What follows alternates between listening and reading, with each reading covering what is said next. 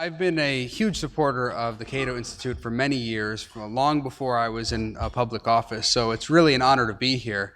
It's an organization that has done wonderful things on behalf of the cause of liberty, and I've had the opportunity to meet with the new president and had the opportunity to talk about how we can go further in getting the Cato Institute involved in what Congress is doing on a day-to-day basis, because I think it's critically important that members of Congress have the insights and the knowledge that the Cato Institute provides. I think we now have the base for it that is going to be receptive to these kinds of ideas, which is something we didn't have many years ago.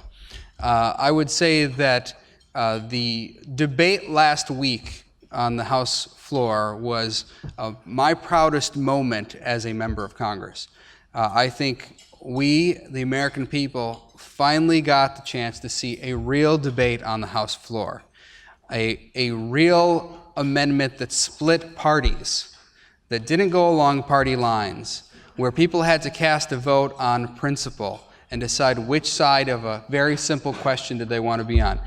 Do you think the government should have the ability, the authority, to collect the phone records of every American in the United States without any suspicion at all? That simple question was put in front of everyone, and it made for a fantastic debate. And I can tell you, I was so proud of how many colleagues stepped forward and stood up for the Fourth Amendment.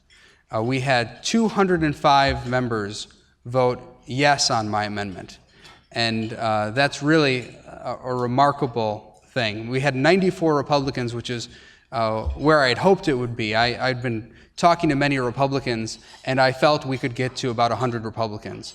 The Democratic side fell a little bit short because the White House put a lot of pressure. But I will tell you that talking to my colleagues, I've never been so proud of members of Congress. I'm very cynical about politics, very cynical about government. One of the reasons I ran for office is because I don't like politicians, and I wanted to I wanted to get in there and mix it up with them. And so I don't really think that highly of what goes on in the political process generally. But for once, and I'm confident it will carry over, that we have the momentum now, but for once I was proud. I had colleagues telling me, you're right, Justin, we're going to stand up for the Fourth Amendment, we're going to do what's right for the American people. And it was an amazing experience. One of the great things about the process is getting people like Jim Sensenbrenner on board with this amendment. He was adamant that we had to stop the way this program was operating, the way it was interpreted by the FISA courts to operate, and he's one of the chief authors of the Patriot Act. So when you get one of the chief authors of the Patriot Act coming on board and saying, yes, I will help you, and giving a floor speech, I think that was a very pivotal moment in the process. I will tell you that the Republican Party is changing. This is not the Republican Party of 5 or 10 years ago. And I think part of the reason that the establishment, I'll call them, their arguments ring so hollow, why it doesn't carry any weight, the arguments they continue to make against us, is because the American people are different than they were 10 years ago. They have different views on these issues. And I think a lot of the people who have been here a long time, who have been in D.C. for a long time, a lot of the politicians, are not that connected with their communities anymore in the way they need to be. And they are not aware that public opinion has shifted on these issues. All you have to do is go back to your district and hear what your constituents are saying.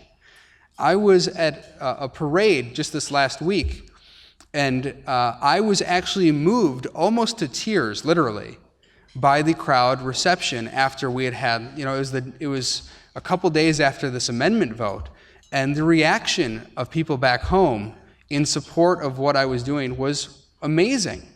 Didn't matter if you were Republican or Democrat or anywhere in between. It was an amazing reaction, and I was really moved by it. And if they, I think, spent a little more time in their district holding town halls, going to events, holding meetings, they would find that the American people are behind a more libertarian Republican Party. That's what they want to see. They want to see a Republican Party that believes consistently in limited government, economic freedom, and individual liberty. And I really think that's where the Republican Party is headed. If you look at the people who voted yes on my amendment, those who were here, who have been in Congress for 5 years or less, a majority of those Republicans voted yes on my amendment. And if you look at the people who have been here for more than 5 years, we lost on the Republican side almost 2-1. So you can see the difference there.